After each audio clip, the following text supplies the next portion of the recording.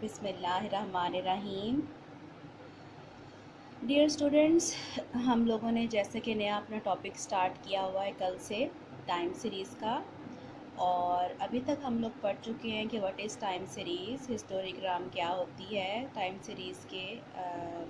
तो बेसिक जो हैं वो क्लासिफिकेशंस या उनके कंपोनेंट्स क्या हैं उनको, ठीक है, या सिग्नल और नॉइज़ क्या होते हैं। आज के लेक्चर में हम लोग basic components of a time series study करेंगे, ठीक है। और components of a time series या basic component of a time series. So a time series has four main components. एक टाइम सीरीज़ के चार जो हैं वो मेन कंपोनेंट्स होते हैं। कंपोनेंट्स से मुराद ऐसे फैक्टर्स हैं जो कि टाइम सीरीज़ में चेंजेस के ज़िम्मेदार होते हैं। These are the factors that are responsible for bringing about changes in time series. These components or movements are, in components को या इन movements के क्या क्या नाम हैं, इनको क्या कहा जाता है। उनमें से जो फर्स्ट है that is सेक्युलर ट्रेंड, ठीक है, और या लॉन्ग टर्म मूवमेंट्स या लॉन्ग टर्म ट्रेंड, और इसको टी से रिप्रेजेंट किया जाता है फर्दर सिम्बॉलिकली। सीजनल वेरिएशंस हैं उसके बाद सेकंड नंबर पे, और मूवमेंट्स इनको एस से डिनोट किया जाता है। थर्ड पे हमारे पास साइक्लिकल मूवमेंट्स हैं या फ्लक्चुएशंस हैं, और इनको साइक्लिकल को सी से, और फोर्थ पे हमारे पास इरेगुलर और रैंडम मूवमेंट्स हैं। So here are four basic components: secular trend, seasonal variations, cyclical movements और and irregular और random movements. So ये चार जो है कंपोनेंट्स किसी भी टाइम सीरीज़ में प्रेजेंट हो सकते हैं, लेकिन ये ज़रूरी नहीं है कि चारों के चारों हमेशा ही मौजूद हों। अ time series is not necessarily composed of all these four components. हमेशा ज़रूरी नहीं है कि ये चारों ही उसमें मौजूद हों, लेकिन वैसे जनरली इन चार कंपोनेंट्स को मिला के टाइम सीरीज़ जो है वो वजूद में आती है, कंस्ट्रक्ट होती है। अब उसमें से हम लोग फर्स्ट जो हमारे पास मूवमेंट है विच इज़ सेक्युलर मूवमेंट्स, उसकी तरफ आते हैं। The word secular is use to mean long term और relating to long period of time. Thus, a secular trend is a line or curve that shows the general tendency of a time series. जो secular trend है ये हमारे पास एक broad movement है same direction में over a fairly long period of time, बहुत लंबे time में, ठीक है। So the secular trend is a line, ये एक लाइन की फॉर्म में भी हो सकती है, और curve that shows the general tendency of a time series. It represents a relatively smooth, steady or regular and gradual movement of a time series in the same direction over a fairly long period of time. एक बहुत लंबे अरसे में time series की जो movement है वो उसको ये शो करता है, ग्रेजुअल मूवमेंट को, और सेम डायरेक्शन में वो मूवमेंट होगी, या अपवर्ड होगी या डाउनवर्ड होगी, ठीक है। It shows the general increase और decrease in a sequence of observation. Overall behaviour को शो करेगी, ओवरऑल टेंडेंसी को शो करेगा सेक्युलर ट्रेंड या मूवमेंट्स के ओवरऑल इंक्रीज की तरफ है या डिक्रीज की तरफ रुझान है।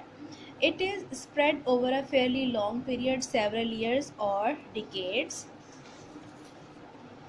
और इसकी जो एग्जांपल है हमारे पास सेक्युलर ट्रेंड की, the decline in death rate due to advancement in science, ठीक है। अब देखें ये डेथ रेट में, शरह अमवात में जो कमी है एडवांसमेंट ऑफ साइंस की वजह से, ये बहुत एक ग्रेजुअल प्रोसेस है और कई सालों के ऊपर मुहित ये प्रोसेस है, उसके बाद ये चेंज आया है। इसी तरह से continuously increasing need for more food due to population increase. Population जो है वो कॉन्टीन्यूसली इंक्रीज करती जा रही है, और उसकी वजह से फूड की एक कॉन्टीन्यूस डिमांड है ओवर अ लॉन्ग पीरियड, इसका लंबा अरसा इसमें पाया जाता है। The change in customs and tradition, customs और रिवायात और अक़दार के चेंज होने के लिए भी एक लंबा अरसा दरकार होता है, ठीक है। तो लंबे अरसे में ये ट्रेंड्स जो हैं वो चेंज होते हैं, ये अक़दार वगैरह रिवायात चेंज होती हैं। हाँ, अच्छा, और ये इसके लिए याद रखें जो सेकुलर मूवमेंट्स हैं इनका अरसा यूजली 10 साल या उससे ज़्यादा का होता है। अब ये मैंने 2 शेप्स बनाई हुई हैं। अगर आपके पास ग्राफ बनाते हैं और इस तरह का ग्राफ आता है तो ये हमारे पास अपवर्ड ट्रेंड को शो करता है, और अगर ये ऊपर से नीचे यूँ इस तरह का ग्राफ बनाएंगे, हिस्टोग्राम आएगी हमारे पास, तो ये डिक्लाइनिंग या डाउनवर्ड ट्रेंड को शो करेगा। सो नेक्स्ट मूवमेंट पे आ जाते हैं, which is seasonal movements. The seasonal variations are short term movements. अभी जो इससे पहले हम लोगों ने सेक्युलर मूवमेंट्स पढ़ी हैं वो लॉन्ग टर्म थी, और ये शॉर्ट टर्म मूवमेंट्स हैं that represent the regularly recurring changes in a time series। ये रेगुलर बेसिस पे टाइम सीरीज़ में जो चेंजेस आएंगी और सेम रेकरिंग दोबारा वही चेंजेस जो हैं एक ख़ास टाइम पीरियड के बाद वही चेंजेस अकर करती हैं जो टाइम सीरीज़ में पीरियोडिक मैनर में ये उनको रिप्रेजेंट करती हैं। These variations indicate a repeated pattern of identical changes in the data during a period of 1 year or less। अब इनका जो अरसा है वो 1 साल या उससे भी कम का होता है। इससे पहले सेक्युलर ट्रेंड हमने पढ़ा वो यूजली 10 ईयर्स या उससे ज़्यादा का होता है। ये जो है ये 1 साल या उससे भी कम अरसे की मूवमेंट्स होती हैं। ये a month, a week, a day और एक घंटा भी हो सकता है। These changes are repeated with the same pattern within a specific time period called periodicity। periodicity हमारे पास क्या कहेंगे, periodicity हम किसे कहेंगे, अगर changes जो हैं वो repeat हो रही हैं हमारे पास with the same pattern, उसी pattern पे within a specific time period, एक specific time period में, तो इस चीज़ को हम लोग कहेंगे periodicity। The main causes of seasonal variations are seasons, religious festivals and social customs. इसके एग्जांपल्स देख लेते हैं, उससे आप लोगों को और ज़्यादा इसकी समझ आ जाएगी। Examples of seasonal variations are an increase in sales of cold drinks during summer. गर्मियों में हम लोग देखते हैं कि कोल्ड ड्रिंक्स की सेल्स जो है वो इंक्रीज़ कर जाती हैं, एसी की सेल जो है वो इंक्रीज़ कर जाती है, कूलर जो है उसकी सेल इंक्रीज़ कर जाती है। तो ये हर दफ़ा समर सीज़न में होगा, ठीक है, और हर दफ़ा उसकी उन समर सीज़न के दौरान इन चीज़ों की सेल में जो है वो इजाफा हो जाएगा। And increase in shoes sale और cloth sale before Eid, Eid से पहले कपड़ों जूतों वगैरह की जो सेल है वो इंक्रीज़ कर जाती है। And after Eid sale in a departmental store, increase demand of woollen cloth during winter, withdrawals from bank are heavy during first week of month, increased demand of labor at the time of sowing and harvesting season of crops की जब वो फसल लगाने के दिन होते हैं और जो काटने के उसके दिन होते हैं उन दिनों में एकदम इंक्रीज़ कर जाती है लेबर की डिमांड, ठीक है। तो ये सारे एग्जांपल्स हैं हमारे पास सीजनल वेरिएशंस की। सीजनल वेरिएशन की जो मेन कॉज है वो सीज़न है या फेस्टिवल्स हैं या सोशल कस्टम्स हैं, ठीक है, जो कि एक पीरियोडिक मैनर में 1 साल के अंदर अंदर दोबारा जो है वैसी ही चेंजेस टाइम सीरीज़ में लेके आते हैं। उसके बाद हमारे पास आ जाती हैं साइक्लिकल मूवमेंट्स और फ्लक्चुएशंस। जो साइक्लिकल मूवमेंट्स हैं these are the long term oscillations और swings about the trend line और curve. These are periodic up and down movements in a time series that tend to recur over a long period or time। जो cyclical movements हैं ये long term, ये swings की तरह यूँ ऊपर नीचे, ठीक है, यूँ करके ऊपर फिर नीचे ऊपर नीचे इस तरह करके ये लॉन्ग टर्म ट्रेंड के साथ स्विंग्स की फॉर्म में ये मूवमेंट्स होती हैं। These are periodic up and down movement, ये एक पीरियोडिक मैनर में मूवमेंट्स होती हैं हमारे पास up and down in a time series data tend to recur over a long period of time, जो एक लंबे अरसे में, जो कि यूजली हमारे पास 3 साल से लेकर 10 साल का अरसा होता है, उसमें दोबारा जो है वो अकर करती हैं। Since movements are in upward and downward swings they are also called cycles, इसलिए उनको साइकिल्स कहा जाता है क्योंकि वो अपवर्ड एंड डाउनवर्ड स्विंग्स की फॉर्म में होती हैं, इसलिए उनको साइकिल भी कहा जाता है। The 4 phases of a business cycle provide important example of cyclical movement.